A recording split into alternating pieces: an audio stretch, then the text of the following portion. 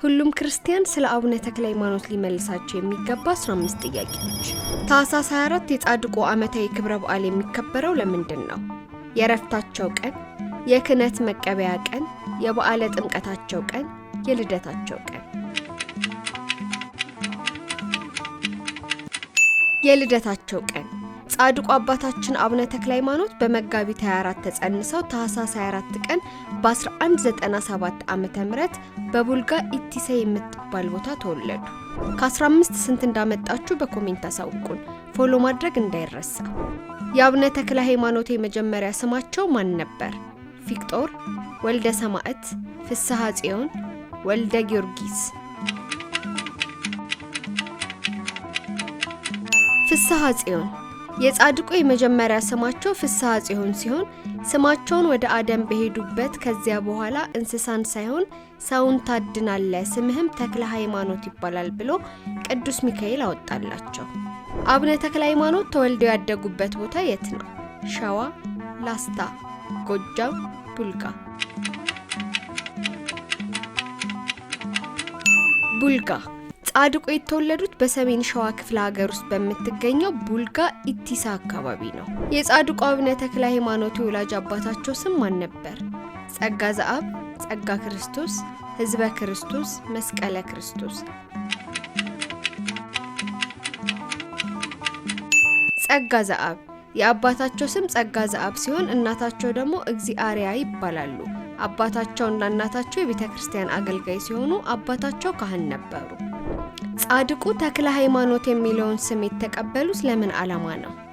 ክህነት ለማብዛት፣ ጥምቀትን ለመፈጸም፣ ሰውን ወደ እግዚአብሔር መንግስት ለመመለስ፣ የወላጆቻቸውን ስም ለመለወጥ። ሰውን ወደ እግዚአብሔር መንግስት ለመመለስ። ተክለ ሃይማኖት ማለት ተክለ አብ፣ ተክለ ወልድ፣ ተክለ መንፈስ ቅዱስ ማለት ሲሆን ከአውሬ አዳኝነት ሰውን ወደ እግዚአብሔር መንግስት ለመመለስ የተፈጠሩ አጋንንት ለማውጣትና ታምራትን ለማድረግ እንደተፈጠሩ ቅዱስ ሚካኤል ነግሯቸዋል። የአቡነ ተክለ ሃይማኖት የዕረፍታቸው መታሰቢያነት በታላቁ ገዳማቸው በደብረ ሊባኖስ የሚከበረው በየትኛው ወርና ቀን ነው? ነሐሴ 24፣ ታኅሳስ 24፣ ጥቅምት 24፣ ጥር 24። ነሐሴ 24 ጻድቁ አባታችን አቡነ ተክለ ሃይማኖት በመጋቢት 24 ተጸንሰው ታኅሳስ 24 ተወልደው ጥር 24 ስባራ አጽማቸው፣ ግንቦት 12 ፍልሰተ አጽማቸው፣ በመጨረሻም ነሐሴ 24 በዓለ ዕረፍታቸው በታላቅ ድምቀት ይከበራል። አቡነ ተክለ ሃይማኖት በስብከተ ወንጌል ለመምህርነት የተሾሙበት ቦታ የትኛው ነው? ዝዋይ፣ ጽዮን፣ ዋልድባ፣ ደብረ አስቦ በኋላም ደብረ ሊባኖስ፣ አሰር፣ ግብጽ። ደብረ አስቦ በኋላም ደብረ ሊባኖስ። ደብረ ሊባኖስ ከመመስረቱ በፊት ቦታው ደብረ አስቦ ይባል ነበር። ጻድቁ በዚህ ቦታ በክህነትና በስብከተ ወንጌል መምህርነት ተሹመዋል። ከጻድቁ ታላላቅ ተጋድሎቻቸው መካከል አንዱ የሆነው የትኛው ነው? ለ40 ዓመታት ጾሙ፣ በጎንደር ተጋድሎ፣ ለ100 ዓመታት በበረሃ መኖር፣ በአንድ እግር ቆመው መጸለይ። በአንድ እግር ቆመው መጸለይ። ጻድቁ ብዙ ከባድ ገድል የፈጸሙ ሲሆን ከነዚህም ውስጥ ለረጅም ጊዜ በአንድ እግራቸው ቆመው በመጸለያቸው ምክንያት እግራቸው ተሰብሮ መውደቁ ተጠቃሽ ነው። አቡነ ተክለ ሃይማኖት በደብረ ሊባኖስ ገዳም ስንት ዓመት ኖረዋል?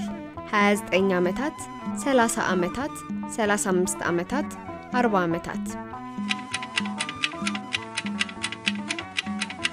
ለ30 ዓመታት ጻድቁ በደብረ አስቦ በኋላም በደብረ ሊባኖስ ገዳም ወደ 30 ዓመታት ገዳም አሳልፈው በታኅሳስ 24 ቀን ዕረፍት አግኝተዋል።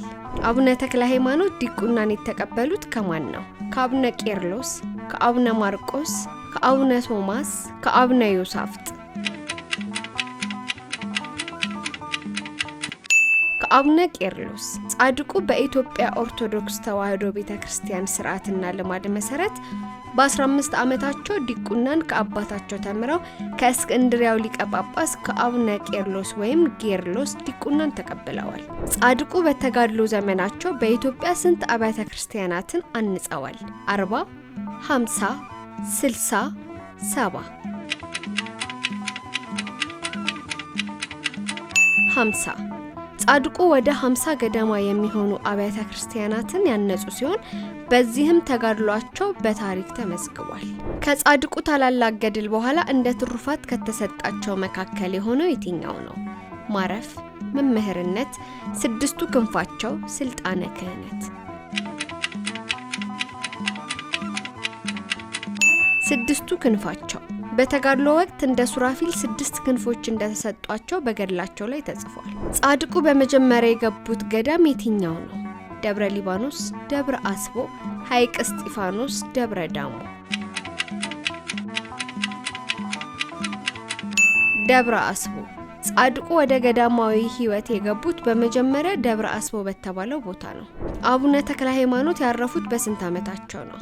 80 ዓመት ከ4 ወር፣ በ100 ዓመት፣ 120 ዓመት ከ6 ወር፣ 99 ዓመት ከ8 ወር።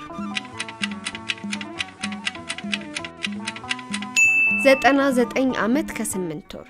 የጻድቁ የሕይወት ዘመን 99 ዓመት ከ8 ወር ዓመታት እንደሆነ በገድላቸው ተጽፎ ይገኛል።